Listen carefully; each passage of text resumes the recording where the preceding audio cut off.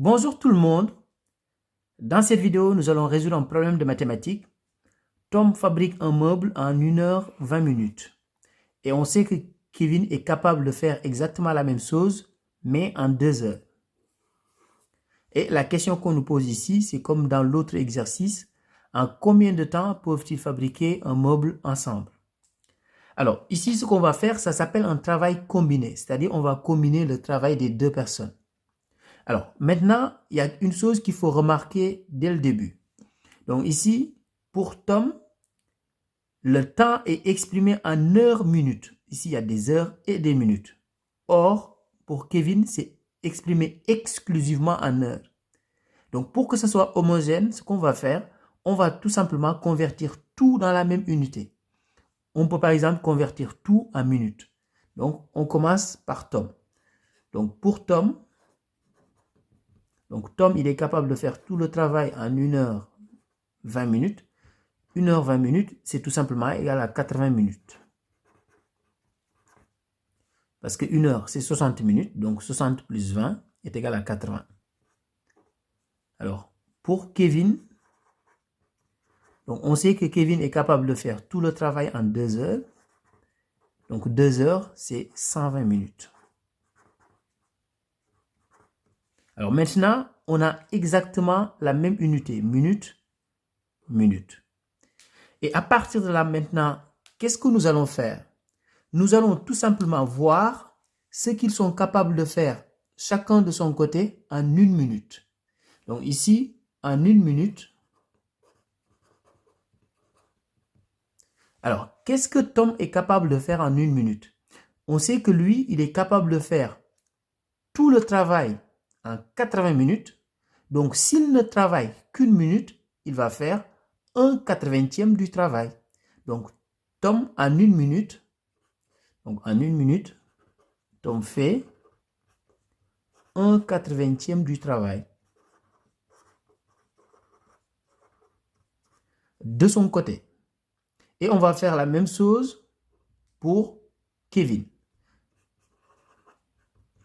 Donc, Kevin, s'il travaille tout seul de son côté, lui, en 2 heures de temps, c'est-à-dire en 120 minutes, il est capable de faire tout le travail. Mais ici, pour l'instant, il ne travaille qu'1 minute. Donc, il va faire, lui aussi, 1/120e du travail.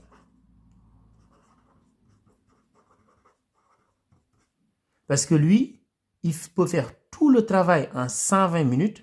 S'il ne travaille qu'1 minute, il va faire 1/120e du travail. Et comme dans l'autre exercice, ce que nous allons faire maintenant, pour savoir ce qu'ils sont capables de faire ensemble en 1 minute, ce qu'on va faire, on va faire tout simplement la somme des deux. Donc ici, 1 sur 80 plus 1 sur 120. Alors, je vous rappelle que pour faire des additions comme ça avec des fractions, il faut obligatoirement le même dénominateur.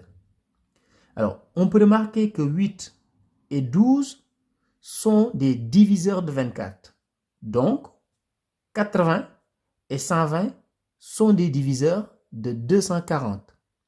Donc ici, je vais essayer d'avoir 240 comme dénominateur.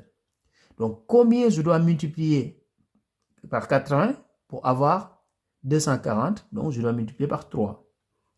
Et comme j'ai multiplié par 3 le dénominateur, je multiplie par 3 aussi le numérateur. Et je fais la même chose ici. Par combien je dois multiplier par 120 pour obtenir 240? Je fais fois 2. Et comme j'ai multiplié 2 au dénominateur, je multiplie 2 aussi au numérateur. Donc, et à partir de là, maintenant, je fais les calculs. Donc, 1 fois 3, 3. Donc, 80 fois 3, 240. Donc, plus 1 fois 2, 2. Donc, 2 sur 240 aussi. Et à partir de là, comme on a exactement le même dénominateur, 240, on garde 240 comme dénominateur et on fait 3 plus 2, ce qui est égal à 5. Maintenant, qu'est-ce que ça signifie pour nous? Ça veut dire tout simplement que si l'on divise le travail total en 240 parts, ils seront capables de faire en 1 minute 5 parts. C'est ça que ça signifie. Je répète, si on divise le travail total en 240 parts, en 1 minute, ils seront capables de faire 5 parts.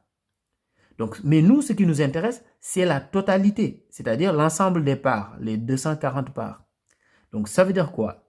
Qu'en 1 minute, ils sont capables de faire 5 parts sur 240. Mais nous, ce qui nous intéresse, c'est la totalité, c'est-à-dire l'ensemble des parts 240 sur 240. Maintenant, en combien de temps sont-ils capables de le faire? Voilà notre objectif. Trouver la valeur de t maintenant.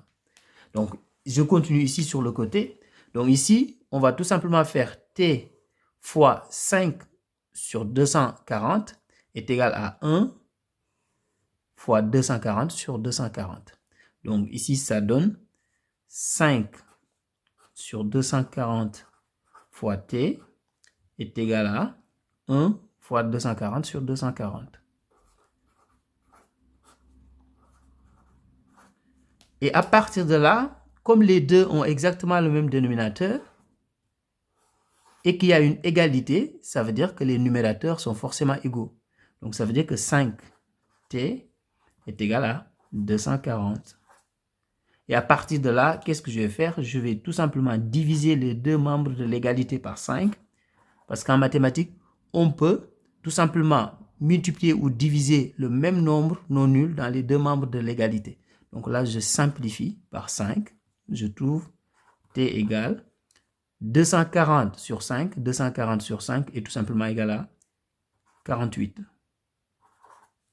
Donc, c'est en 48 minutes qu'ils sont capables de faire le travail ensemble.